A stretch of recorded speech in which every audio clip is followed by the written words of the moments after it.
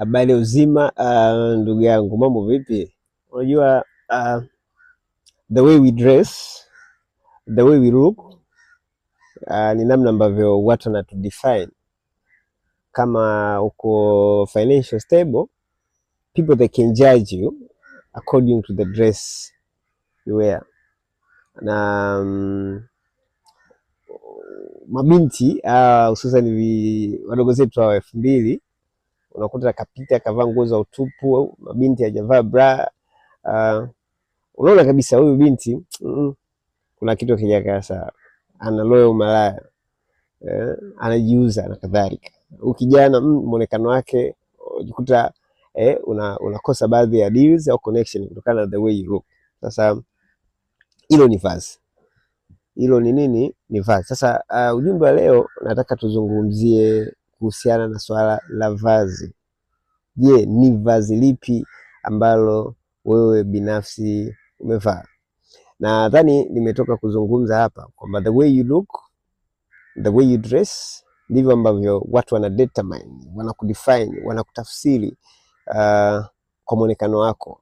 Manake kuvaa kunahusisha kuanzia kwenye nywele mpaka kwenye unyayo, manake viatu, marapa, suti na kadhalika. Ukivaa suti umependeza, una broad face, una saa ya thamani, piga na tai, kidogo kama mwanaume kuna respect fulani hivi unaipata. Unaonekana kidogo ni mtu ambaye unajiheshimu na unajitambua. Nizungumza mabinti hao ambao wanavaa nguo za utupu, kuna namna ambavyo na sisi tunawatazama na tunawadefine kutokana na namna ambavyo wamevaa. Sasa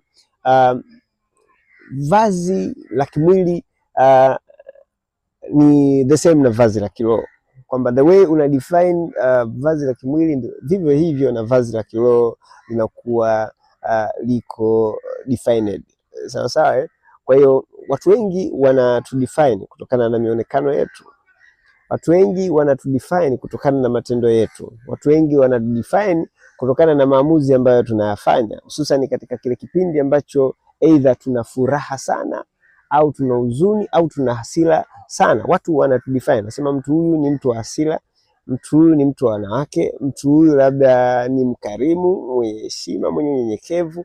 Kwa hiyo hizo definition zinakuwa zinatolewa kutokana na vazi ambalo umeivaa. Sasa kwa wewe ambaye unatazama clip hii, unatakiwa kujiuliza au kujifanyia tathmini, komenti zipi ambazo unazipata zinazokuhusu wewe, muonekano wako, mavazi yako